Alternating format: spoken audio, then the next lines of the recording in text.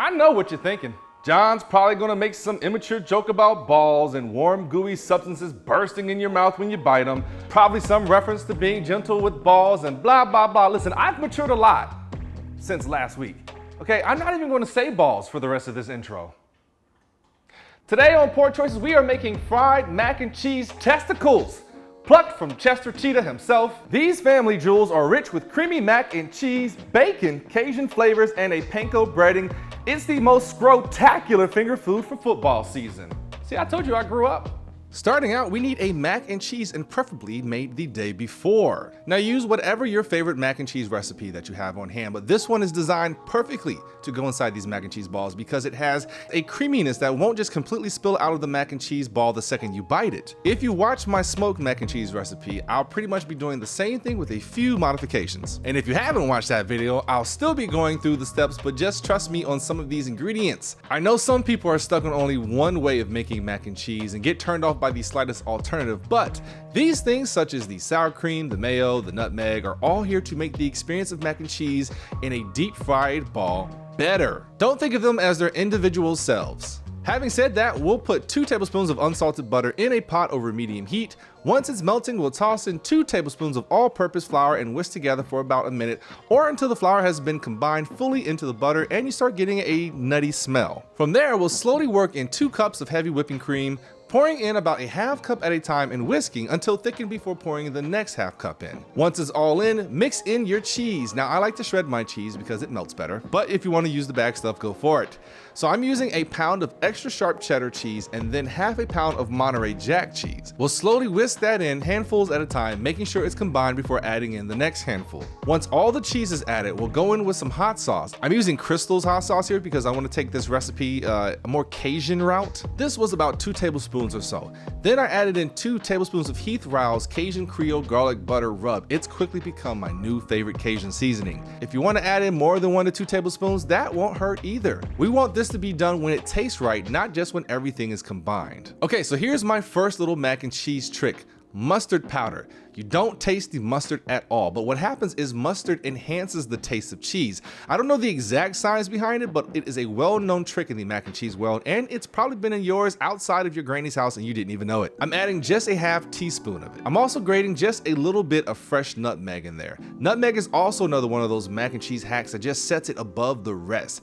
This might have been like 1/8 of a teaspoon. It's just enough to give it a little pop of flavor. You'll definitely notice it and be like, ooh, wow, that's even better than before. Mix all of that in and start tasting for seasoning. We still have a few things added too, so don't get carried away with salting and stuff. We can always add that in the end if we need more. Once it tastes right, we'll mix in a box of elbow macaroni that hopefully you've been boiling already. And remember, the water you boil pasta in should be as salty as the ocean. Cook it to the package instructions, and I recommend elbow here over my usual cavatappi because these do need to be able to fit inside a ball. Drain it and mix it in with the cheese sauce. Then here's the next. What, John? We need a cup of mayo and a cup of sour cream. We want this mac and cheese to be creamy but not spilling out of the balls once we bite into them. That mayo and sour cream adds the creaminess while also giving the mac a little integrity. You will not taste either ingredient as their individual components. So if you're like me and you're not really a fan of mayo, this is perfect for you. It's kind of like aiolis. Like aiolis, if you make it the poor man's way, has that mayo base and then you put all the other stuff in it and you're not tasting the mayo because mayo takes on all the flavors of things you mix into it.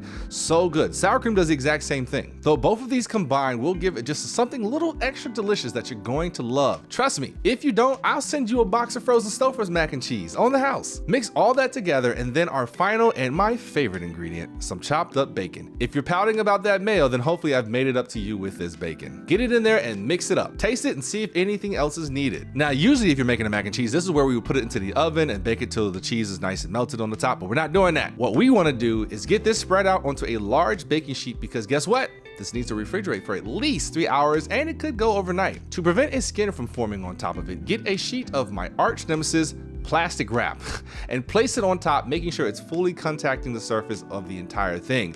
pop it in the fridge, and we wait. Time has passed and our mac is nice and cold. Now we need to move fast.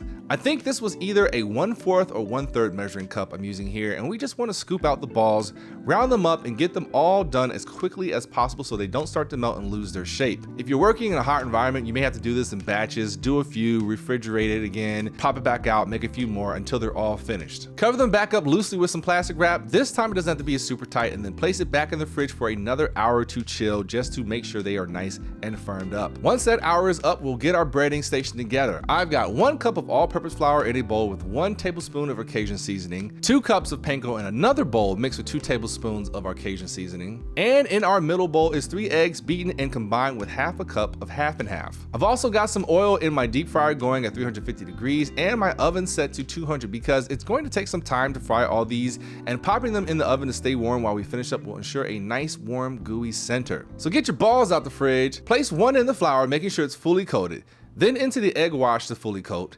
back into the flour to fully coat, and back into the egg wash to fully coat again. Yes, we're double coating these, and after the second egg washing, we'll roll it around in the panko, making sure it's completely covered. You definitely want to utilize the dry hand, wet hand method here. This is kind of tedious and it's gonna take a minute, and you might have to beat up some more eggs and milk or even mix up some more of the breading. Totally normal. But once you got them all breaded up, it's into the deep fryer for about 3 minutes or until golden brown. Remember, these are already cooked on the inside, so we're just getting the outside solid. If you need to, give them a shake or a spin with some tongs to make sure all sides are getting that oil love. Pop them out and onto a cooling rack, and then that rack is what I place in the oven while I finish the rest.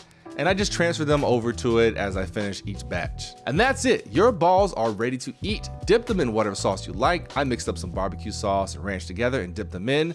The crunch is phenomenal, the texture is gooey, and the taste is so full of cheese, Cajun, and bacon goodness. You and your friends are going to love this. Hey, this is Poor Choices Kitchen. We have a Patreon, which is linked down in the description. $1 a month is all we ask for to pay for these here recipes and these here inflated times. And your dollar goes a long way to us continuing these shenanigans on a more consistent basis. And for those of you who are still just unsure of this mac and cheese recipe, hey, drop your concerns down in the comments and I'll walk you through it. The first time I saw this way of doing mac and cheese, I was a little put off by some of the things, but then I said, hey, screw it, and tried it, and I'm so glad I did. I have not looked back since. So until next time, enjoy. And of course, with mac and cheese balls, look, drinking whatever you want. I think I was doing some Tito's this day. There's not really a mixology thing that you can do with this, although cheese and wine do go together. This could be a fancy meal, and I will say these balls are filling. Either way, enjoy this recipe, and I'll see you again soon.